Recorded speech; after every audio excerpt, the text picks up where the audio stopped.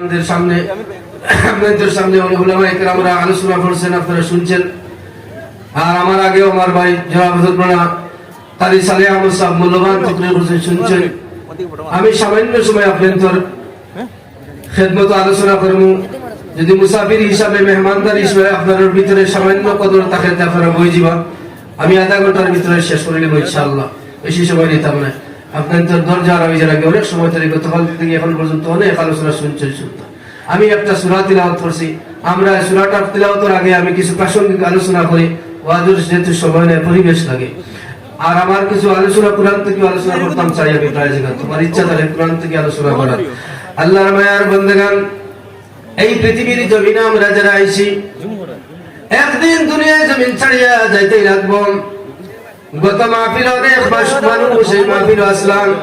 এই মাহফিল অনেক মানুষ আমার কাছ থেকে বিদায় বিষয় নিয়া ঠিক না ঠিক হয়েছে।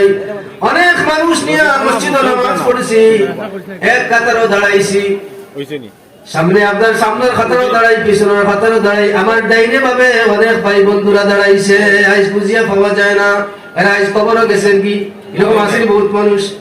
আজ আমরা ওখানে বসে আছি, খার হায়াত শেষ হয়েছে জানি না, খার জীবনের শেষ মাহফিল তাও জানি না। আল্লাহর মায়ার বান্দাগণ, যখন একদিন কবর জিন্দগি যাওয়া লাগবো, আমরা কি নিয়ে যাইতাম একটা বার চিন্তা করি। দুনিয়ার জমিন আমি আয়াত পড়েছি, তার মধ্যে বহুত আলোচনা আছে। আমি আয়াতের দিকেও যাইতাম না। মুমিনের আল্লাহ রাব্বুল আলামিন দুনিয়ার জমিনের মধ্যে আল্লাহ মুমিনদেরকে দিছে পরীক্ষা করব। মুমিনের 5টা পরীক্ষা আছে, ইমানদার যারা আছে এরা 5টা পরীক্ষা দুনিয়া করব, আর 2টা পরীক্ষা আল্লাহ সুখ দিয়া করব। এই সুখ আর দুঃখের 7টা পরীক্ষা নিয়ে আলোচনা করা সম্ভব নয়। আমি যে সূরাটা আপনাদের সামনে তিলাওয়াত করছি, আমরা প্রায় মানুষই সূরাটা আমরা জানি, ঠিক না বেঠিক চাই খেলা আমরা জানি। আমরা কান্তলা মানে একটা বার দেখাও চাই। আল্লাহ তুমি কবুল করো। আত্মা মাইসকে একটা আমলের কথা ওয়াদা করি আমার লগে যাইতেন। আল্লাহর মায়ের বান্দাগান, আমরা অনেক মানুষ আছি। সকালবেলা ছোট্টবেলা যে সময় আমরা ছোট্ট আছিলাম, মুক্ত বাবা মাদ্রাসা যাওয়ার লাগি বাবা এবং মায়ে দিছে। আমরা দুষ্টামি করিয়া কোন সময় মক্তবে গেছি না, মসজিদে গেছি না, পড়াশোনা করছি না। অনেক আমরা আছি কোরআনে কারীমের তিলাওয়াত করা জানি না। এরকম মানুষ আছি না নাই পৌঁছাই। আফসোস লাগে হুজুর, এখন যে সময় আমরা হুজুর তাহলে কোরআনে কারীম তিলাওয়াত করেন, যে মানুষে গানে তিলাওয়াত করে মনের মধ্যে বড় আবেগ লাগে। হায় রে হায়, যদি ওই সময় কোরআনে কারীমের তিলাওয়াতটা করতাম তাহলে আজ আমরাও পড়িতাম, মজা পাইতাম।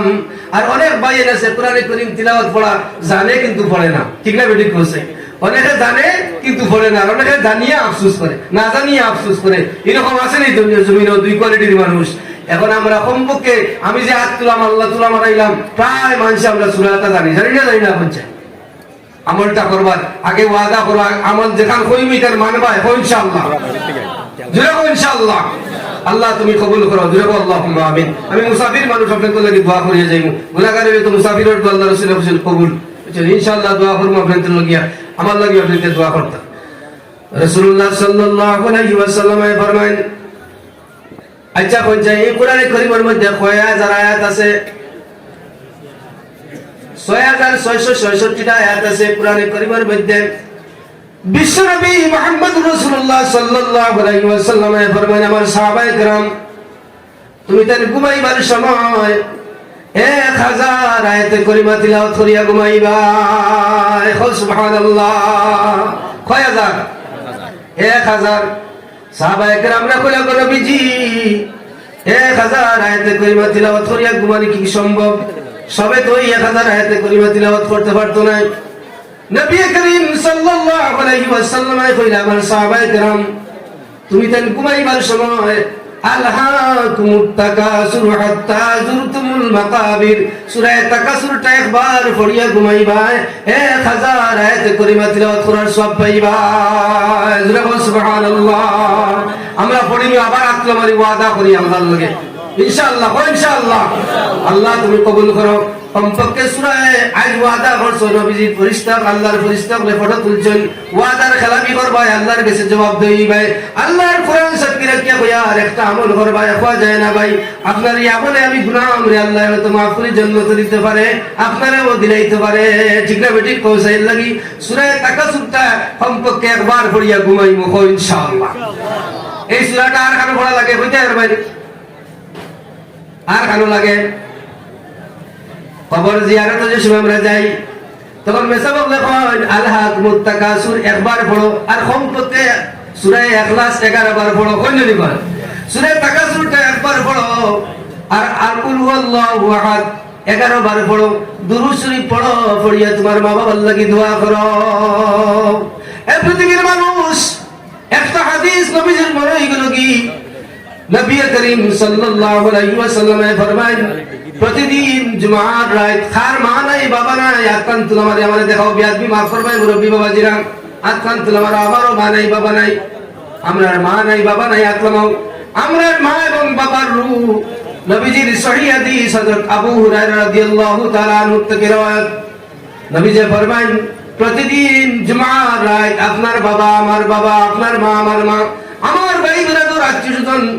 দরজার সামনে দাঁড়াইয়া কয়ে আমার আত্মীয়স্বজন আমার ছেলে হে আমার মেয়ে তোমার জন্য আমি বড় কষ্ট করছি দুনিয়ার জমিনের মধ্যে মাথার গাম পাওয়ার মধ্যে ফলে রুজি রোজগার করিয়া আজ আমি কবরের বাসিন্দা আমার লাগি নয়া গ্রাম মাদ্রাসা সামান্য টাকা দিয়া হইলেও দোয়া সারে আমি বড় কষ্টের মধ্যে আছি তোরে খাবাই দাম করি আমি না ভিন্দিয়া তোরে ভিন্দাইছি আমি না খাবাইয়া তোরে আমি না খাইয়া তোরে খাবাইছি আজ আমি কবরের জিন্দগির মধ্যে বড় কষ্টের মধ্যে আছি একটা খেজুর দিয়ে হইলেও তুই সাহায্য করি আমার লাগি দোয়া সা আল্লাহু আকবার আল্লাহর মায়ার বান্দাগান হল আরেক হাদিসের মধ্যে নবীজি ফরমান নবীজি কইলা মুর্দা আপনার রুহে আপনার দৈনিক 1000 বার করিয়া ডাকে আমি তো শুনি না আমার বাবা ডাকো না আমার ছেলে তুই কইরে আমার লাগি একটা কুরমা দিইল তুই আমার লাগি সদকা কর আমি বড় কষ্টের মধ্যে আছি ও আমার মেয়ে তুই কইরে তোর লাগি বড় কষ্ট করছি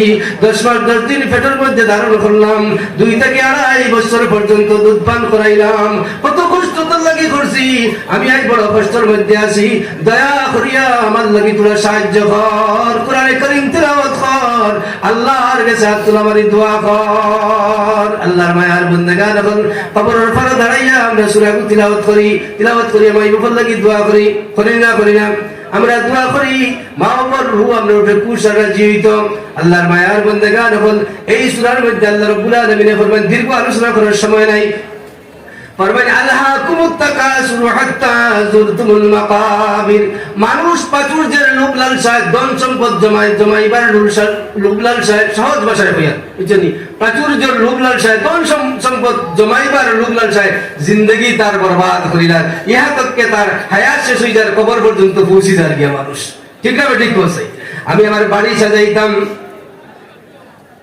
সাজাইতাম দোকান সাজাইতাম আমি বাজারে কোন জায়গা বিটা বানাইতাম এই চিন্তা বার্তাকে কিন্তু আমার বাবা গেল আমার মা গেল কতদিন আমার বাবার নিয়ে কবর গেছি মারে নিয়ে কবর গেছি কতদিন জিয়ারতের মধ্যে গেছি কোন জায়গার মধ্যে সুন্দর বাড়ি বানাইলে বিটা বানাইলে আমার বাড়িটা সুন্দর হইব ওইটা আমার মাথার মধ্যে আছে গুলাম যে কোন দিন আমি কবরস্থানে গেলাম আর গিয়া কইলাম আল্লাহ আমার বাবারে ওখানে দিলাম আর আমার জায়গাটা ওখানে হইব এই চিন্তা কোনদিন করছিলাম নি আমরা একদিন গিয়া কবরস্থানে আমার জায়গা দেখছি নি বলে ওই জায়গাতে আমার কবর খান হইব কোন মানুষ গিয়া চাইলাই আর দেখলাই কেউ তো রাবিনের মধ্যে রয়েছে জিন্দগি বরবাদ করি আর মুসলমান হন আমার খানে বিটা হইতো খালি বাড়ি হইতেই চিন্তা আমার আছে কিন্তু কবরও গিয়া কোন জায়গাতে আমার বাড়ি খান হইতেই চিন্তা আমার নাই আজ একটা ওয়াদা করে যাইতাম আমি তো মুসাফির মানুষ আপনাইতে বহুত কালেকশন আপনাদের মাদ্রাসা দিছাম আমি একটা কথা কইয়া যাইতাম স্যার এই কোরআনের লাগি মহব্বত আমরা আছে এই কোরআনে কিয়ামতের ময়দানে